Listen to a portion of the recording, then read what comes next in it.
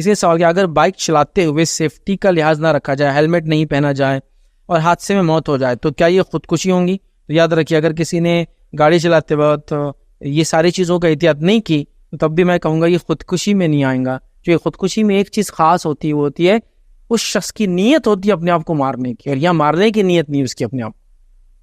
खुदकुशी वाला क्या करता है, अपने आप को मारने के इंटेंशन से अपने आप को छुरा मारता है, जहर पीता है, ऊपर से कूदता है, जो भी करता है अलग अलग तरीके से, लटक जाता है वगैरह। खुदकुशी के इंटेंट है।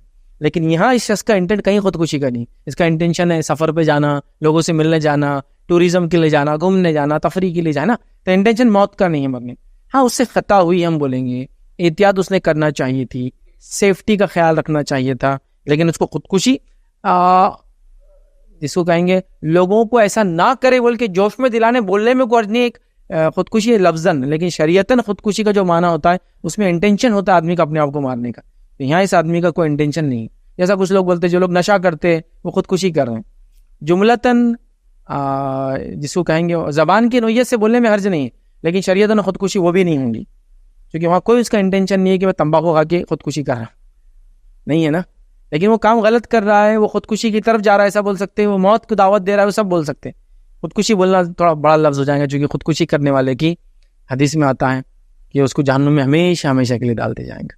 तो लिहाजा ये एक्सीडेंट है, उसका काम था एहतियात करना। सेम उस आदमी के लिए जो ओवर स्पीडिंग कर रहा था, है ना, उसको बोलेंगे कि उसका खुदकुशी की नीयत नहीं थी, लेकिन याद रखिए उसका काम नहीं था कि ओवर स्पीडिंग करें, गाड़ी को मेंटेन करके रखें वगैरह वगैरह होना चाहिए। तो अब क्या हो रहा है हमारे हाईवेज़ पे, देखिए जो कुछ नए हाईवेज़ बने, गवर्नमेंट ने क्या की, हाईवेज़ तो बना दी बड़े बड़े ज़बरदस्त, लेकिन गाड़ियाँ वैसी मेंटेन नहीं जैसे दूसरे मुल्क मेंटेन करें। मतलब रास्ता तो बन गया जो अमेरिका में मिलता है आपको गाड़ी चलाने के लिए, गाड़ी की कंडीशन ये है कि अफ्रीका में रहने वाले की हालत है।